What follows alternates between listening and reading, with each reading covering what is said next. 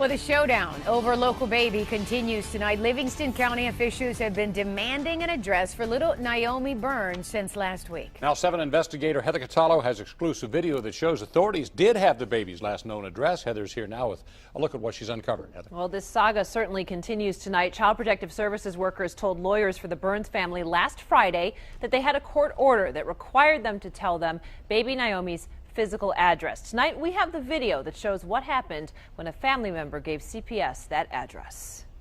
Here comes Peter Cottontail. This is exclusive video of baby Naomi Burns during a recent portrait session with her mother, Brenda.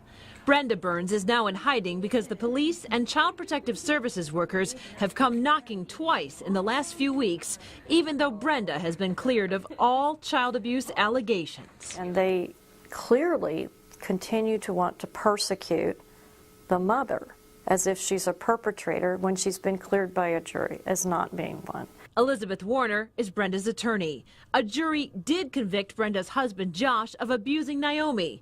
Both parents and other medical experts say retinal hemorrhaging and the bleeding that was found between Naomi's skull and brain were caused by birth trauma and a severe illness.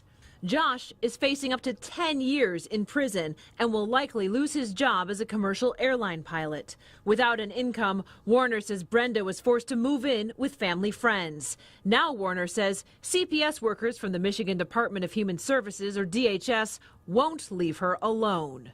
Daughter was given back to her. She's the fit parent.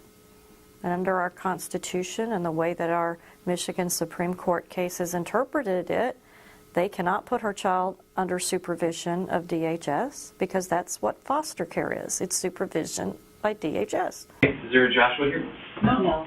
Warner says it was this raid on Brenda's home the night of Josh's criminal conviction that prompted the mother to fear that CPS was trying to take Naomi away again. I'm with CPS. To stop what Warner is calling harassment and legal terrorism, she told CPS they had to go through her and that they could correspond with Brenda only through a P.O. box. That prompted CPS to request this order from a judge last Friday that says only that the mother and or father has to provide the child's current address by 5 p.m. It is not a warrant to search a home.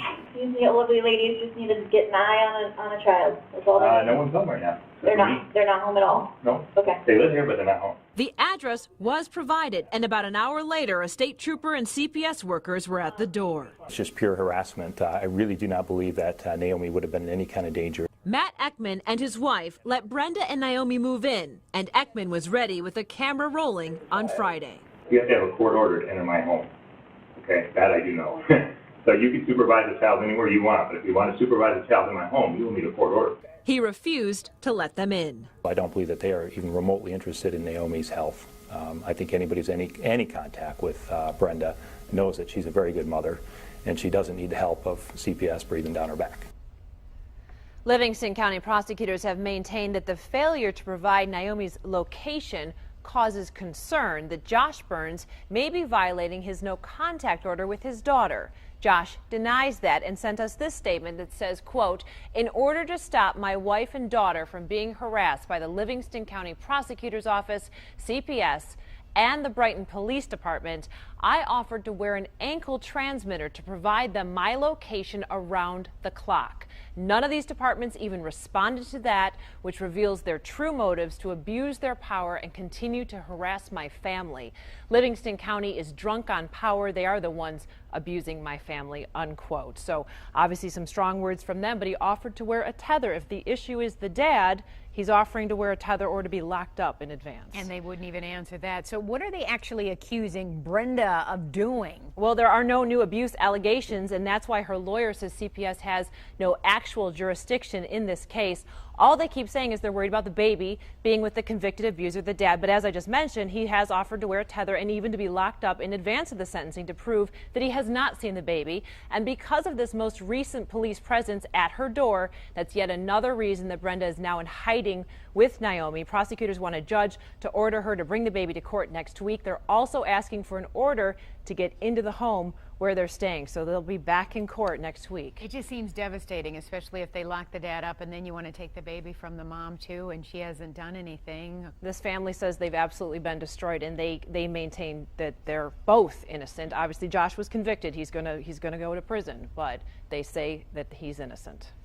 Wow. Stay on top of this story, as I know you will, Heather, and we'll get to the bottom of it eventually. Okay. Hopefully.